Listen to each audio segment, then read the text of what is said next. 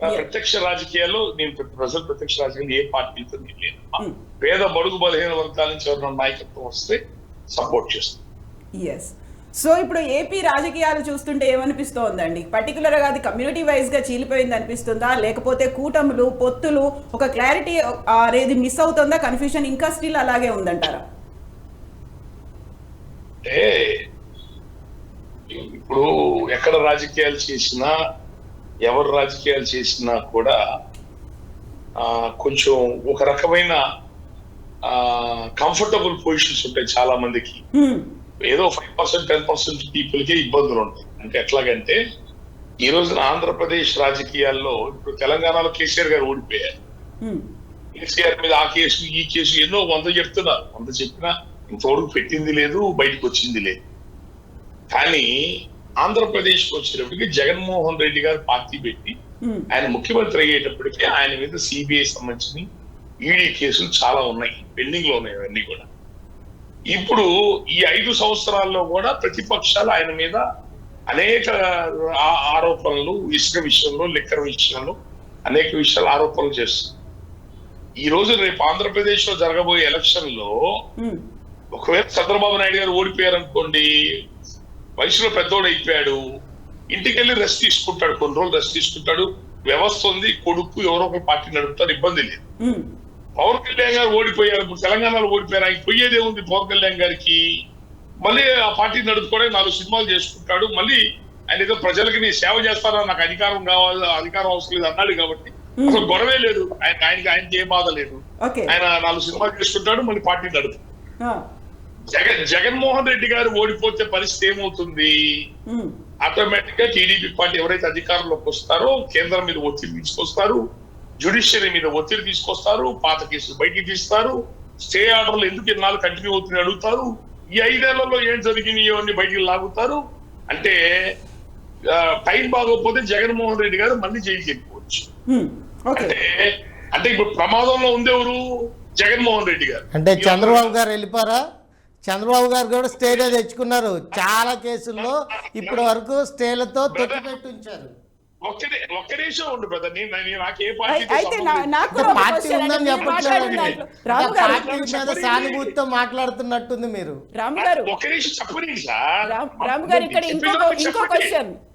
మీరు ఏం చెప్పదలుచుకుంటే చెప్పండి.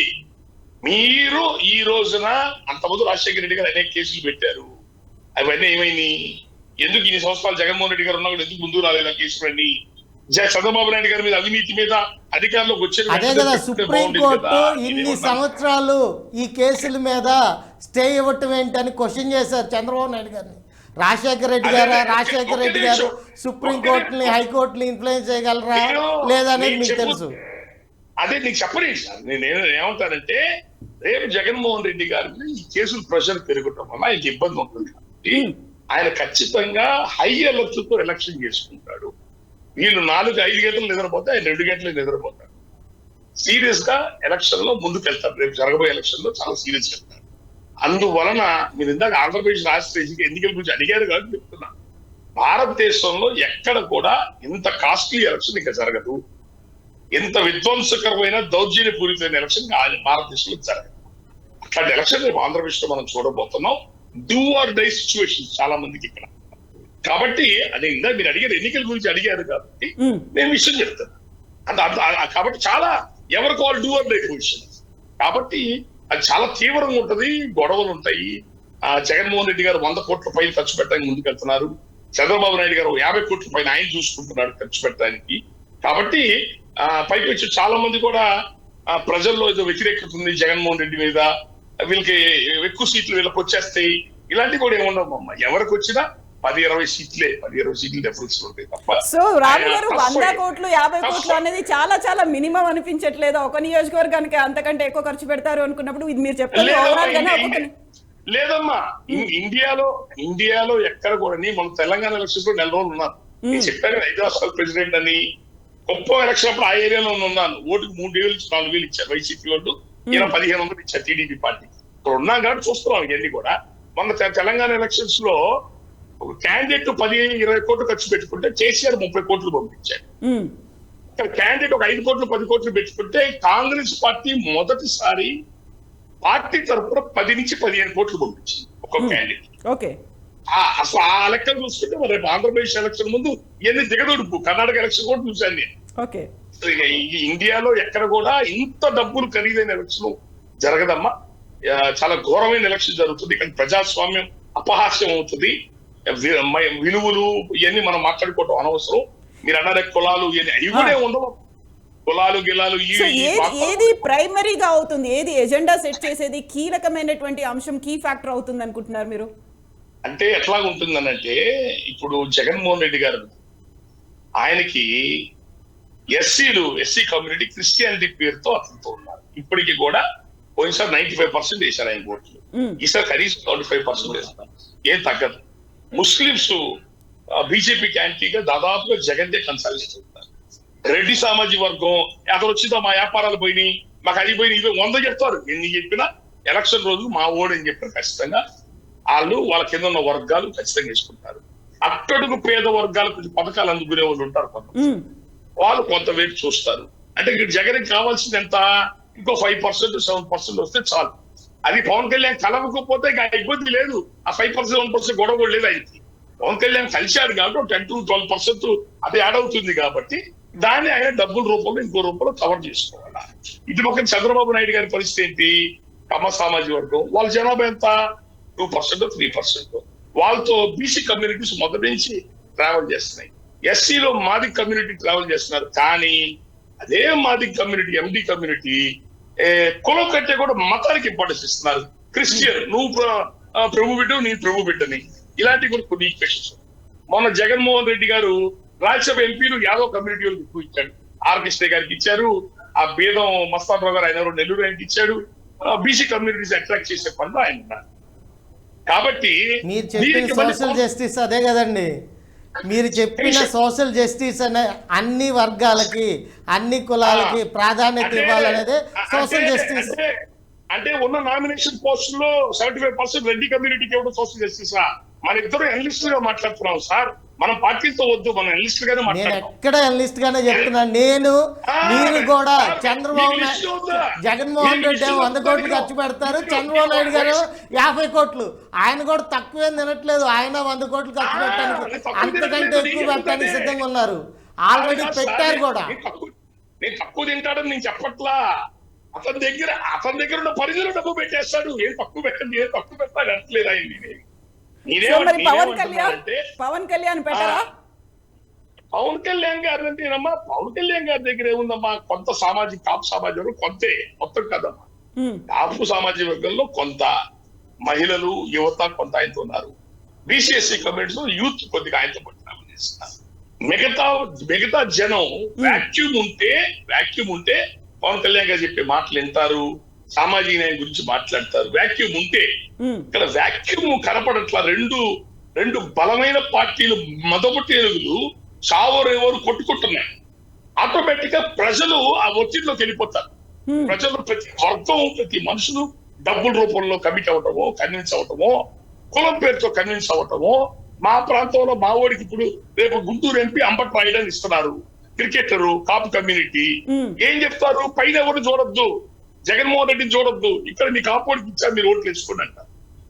ఇలాంటి ఈక్వేషన్స్ అన్ని ఉంటాయి. ఇది ఈ ఈక్వేషన్స్ ఫ్యాక్టర్లో ఏమవుతుందంటే, ఈ ఒత్తిడిలో ఏమవుతుందంటే ఆయనకి ఎక్కువ ఓట్ బ్యాంకు, ఈ వ్యాక్యూమ్ టైంలో ఎక్కువ ఓట్ బ్యాంక్ వెళ్తాం. ఇంటిలో గెలిచింది ఎప్పుడు వ్యాక్యూమ్ లో, రాజశేఖర రెడ్డి గెలిచింది ఎప్పుడు 7 సంవత్సరాలు 8 సంవత్సరాలు చంద్రబాబు నాయుడు టైంలో కరువుతో ప్రజలు విసిగి వేసారిపోతే రాజశేఖర రెడ్డి బయటపడ్డాడు.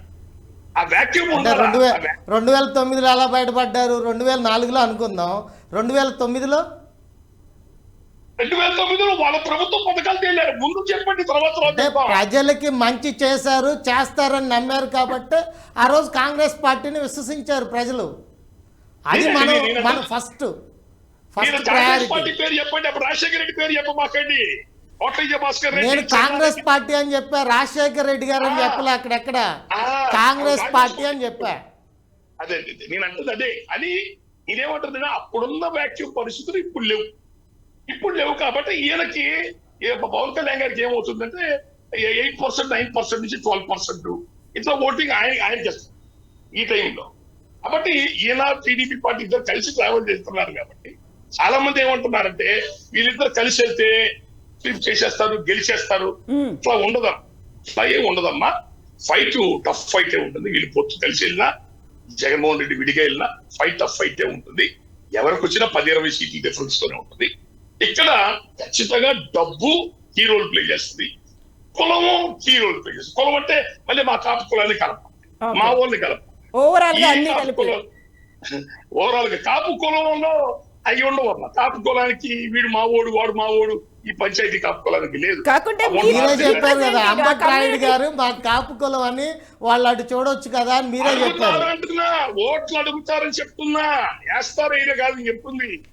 ఓట్లు అడగడానికి జనసేన కూడా అలాగే అడుగుతుందేమో అని ఉంది కదా. ఏమండి, కమ్మ కాపు ఇద్దరు కలిస్తే ఢీ కొట్టొచ్చు అనేది ఉంది కదా అక్కడ. అమ్మ కాపు అంటే కమ్మ కాపు ఒకటే సరిపోదు కదమ్మా. మిగతా రాష్ట్రంలో మిగతా కులాలు ఉన్నాయి కదా, అందరు ఏడవాలి, అందరు ఏడవుతేనే కదా. అయితే ఇప్పుడు అక్కడ కేసీఆర్ గారు ఓడిపోయారని చెప్పారంటే ఆంధ్రప్రదేశ్ మీద అడ్మినిస్ట్రేషన్, పరిపాలన, అభివృద్ధి చూసుకుంటే మనకంటే 10-50 టైమ్స్ బెటర్ లో ఉంది తెలంగాణ. ఏ విధంగా బెటర్ గా ఉందండి, ఒక కంపారిజన్ చెప్పగలరా? అది మళ్ళీ మనం మాట్లాడదాం. చెప్పండి, ఇక్కడ చెప్తేనే కదా మనకి తెలిసేది. మన తర్వాత ఇంకో డిస్కషన్ లో మనం ఎన్ని మాట్లాడుకున్నాం. మీకేదో చంద్రబాబు నాయుడు గారి మీద ప్రేమతో వైఎస్ఆర్ కాంగ్రెస్ పార్టీని విమర్శిస్తున్నట్టుంది కానీ ఎక్కడ న్యూట్రలైజేషన్ లేదు. ఇప్పుడు మీరు అడిగిన పాయింట్ చెప్తా. మేము గుంటూరు జిల్లా సంబంధించి నికార్సు కాపులో, గుంటూరు జిల్లా కృష్ణా జిల్లాలో ఉన్న కాపులకి కమ్మాసు ఈ భూప్రపంచం మీద ఎక్కువ జనాభా ఉండేది కృష్ణా గుంటూరు జిల్లాలోనే. వాళ్ళు మేము సమానంగా ఉంటాం. రంగా గారి మర్డర్ తర్వాత వాళ్ళకి మాకు ఒక్క రోజు ఒక్క పూట పొసగదు. మీరేదో చెప్పేస్తే ఎలా ఊరుకుంటాం ఆ పదాన్ని? మీకు రెడ్ల కాదు కమ్మలతో అండర్స్టాండింగ్స్ ఉన్నాయేమో. నేను అదే గుంటూరు జిల్లాకి చెందిన కాపు వ్యక్తినే. నేను అదే గుంటూరు జిల్లా నర్సరావుపేటకి చెందిన కాపు వ్యక్తినే. ఎందుకు మాట్లాడకూడదు? మీ కంపారిజన్ అనేది ఆ రోజు 100 కోట్లు జగన్మోహన్ రెడ్డి గారు ఖర్చు పెట్టారు అనుకుంటే చంద్రబాబు నాయుడు గారు అంతే ఖర్చు పెట్టారు. కాకపోతే చంద్రబాబు నాయుడు గారిని విశ్వసించలేదు. 2014 నుంచి 19 వరకు వాళ్ళు చేసిన అరాచకాలు, రాజధాని అమరావతి విషయంలో వాళ్ళు చేసిన భూదందా, జన్మభూమి కమిటీల పేరుతో చేసిన సంక్షేమ పథకాల అరాచకాలు, ప్రజలు దాన్ని గుర్తించి జగన్మోహన్ రెడ్డి గారికి అవకాశం ఇచ్చారు. ఇప్పుడు వైసీపీలో కూడా అయ్యే జరుగుతుంది. ఏం చేద్దాం? వైసీపీలో అక్కడ ఛాన్స్ లేదు. డైరెక్ట్ గా లబ్ధిదారులకి డబ్బులు పడుతున్నాయి. ఎక్కడ మీడియేటర్స్ లేరు. నాకు ఇంటి కన్స్ట్రక్షన్ 2 లారీలు లిస్ట్ ఇప్పించండి మీరు. ఏంటండి? 2 లారీలు లిస్ట్ ఇప్పించండి సార్. నాకు కావాలి కన్స్ట్రక్షన్ 2 లారీలు లిస్ట్ ఇప్పించండి. ఆన్లైన్ లో అప్లై చేసుకోండి. అలాంటిది ఏదైనా ప్రాబ్లం ఉంటే చూపించండి. ఇక్కడ ఆన్లైన్ లో ఇసుక ఇప్పించండి అని చెప్తున్నారు. గవర్నమెంట్ ఒక కంపెనీకి ఇసుక టెండర్ అలాట్ చేసింది. దాని ద్వారా మీరు ఆన్లైన్ లో అప్లై చేసుకొని మీకు రాకపోతే మీరు చెప్పండి. అదే ఒక 2 నెలల క్రితం మేము ఇసుక అప్లై చేసుకుని మీకు లైబ్రరీస్ పంపిస్తాము, వచ్చి మీరు చూసుకొని మాకు మాట్లాడండి. డెఫినెట్ గా దాని మీద మీరు ఎవరికైనా కంప్లైంట్ చేయొచ్చు, లేకపోతే మీరు మాట్లాడొచ్చు. సార్ నా మాట వినండి. ఇక్కడ మీరు వైసీపీ తరపున మాట్లాడుతున్నారా? నేను ఎక్కడ వైసీపీ కాదండి, ప్రజల తరపున మాట్లాడుతున్నాను. ఏం కాదే, మీరు వైసీపీ తరపునే మాట్లాడుతున్నారు. క్లియర్ గా నిలబడుతుంది మీరు మాట్లాడేదంతా. మీకు అలా అనిపించింది ఎందుకంటే మీ నాయకుడు పవన్ కళ్యాణ్ గారు టీడీపీతో ఉన్నారు కదా, అలా అనిపించింది మీకు. అంటే మీరు అన్నారు కదా, అందుకనే మీరు ఇదే లైవ్ లో ఉంచుని దాసరాము ఇంటర్వ్యూస్ కొట్టండి. ఈ 2 నెలల్లో ఎన్ని ఇంటర్వ్యూలు ఆయన ఇచ్చారో చూసుకోండి.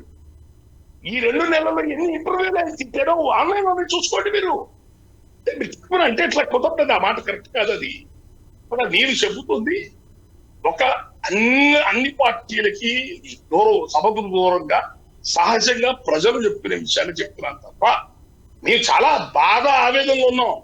ఈయన ప్రత్యామ్నాయంగానే వచ్చాడు, టీడీపీ పార్టీకి వెళ్తున్నాడు. వెళ్తే తప్పు లేదు, వెళ్తే తప్పే ఉంది.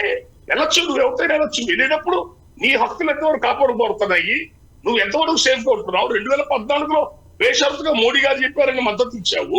వాళ్ళు ఎంతవరకు నీ గౌరవం మర్యాద ఇచ్చాడు. ఈసారి రేపొద్దు మళ్ళీ ఎట్లా ఉంటుంది అనేది కుల పెద్దలుగా నాకు ఆ బాధ ఉంటుంది.